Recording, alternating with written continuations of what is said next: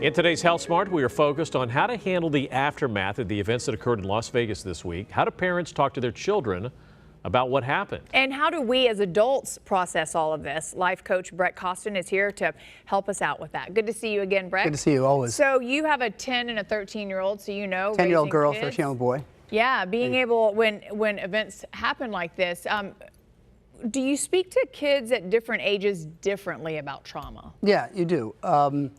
The younger ones, you want to kind of, first of all, you want to find out kind of what they know, you know, to kind of see where you're going to start and how you're going to talk to them. But you want to really, and know the facts yourself, really as much as you can, and not give any more detail than you really have to. You mostly want to answer their questions honestly. The older they are, more like teenagers, then you can sit down, watch the news with them, talk to them about how they feel, go through it with them so that they have a better understanding and direction.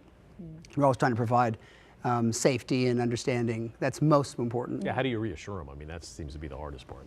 Well, I think you just need to know that, you know, between your teachers and your parents, and you know, we're looking out for you, and we're keeping you as safe as we can, and you know, also the older they are, they know that this is the world that they live in, so you can't protect them entirely, but you have to kind of make sure that you reassure them, know that they're safe and that they've got a support system and a structure around that's looking out for them. And that it's natural to feel sad. Oh, absolutely. I mean, you could be angry, you could be sad, you could be frustrated, worried, and those are all, you know, natural emotions, and you kind of want to validate those emotions and let them know that it's okay, and that you know, as again, they're safe, and we're going to work through this, and we're going to figure this out. I would think one of the things you should do is try to keep them on their regular, normal schedule that they usually have day to day, but what if they resist that?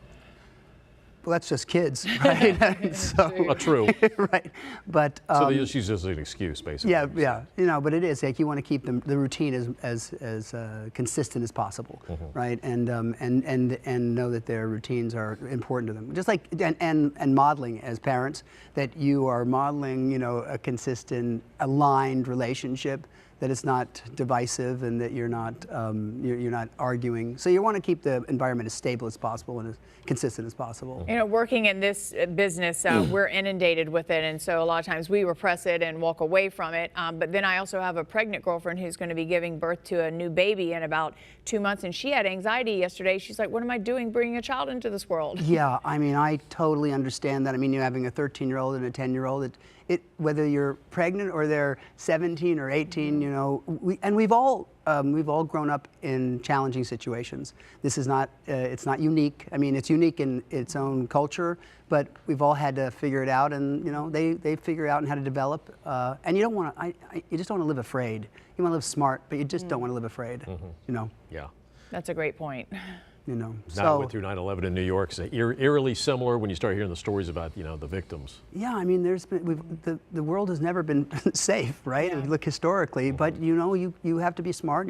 But you act, as I said, you just don't want to live afraid. Yeah, and love each other and be kind to one another. Yeah, and with adults also, you know, that are kind of feeling traumatized by this, because obviously that's the case. You want to reach out to your community. You want to surround yourself. You know, conversation's always great, but you also want to then get involved, however you can, because that always does help. It does. Thank you. I know a lot of people were giving blood in Vegas, but now the Red Cross is accepting blood here too. So that's another way to get involved and feel like you can help in some Absolutely. way. So you're not so powerless. Yeah. Brett Costin, thank you as always for your great advice. And if you'd like to get more tips on how, or to make an appointment with Brett, you can reach out to him on his website at brettcostin.com.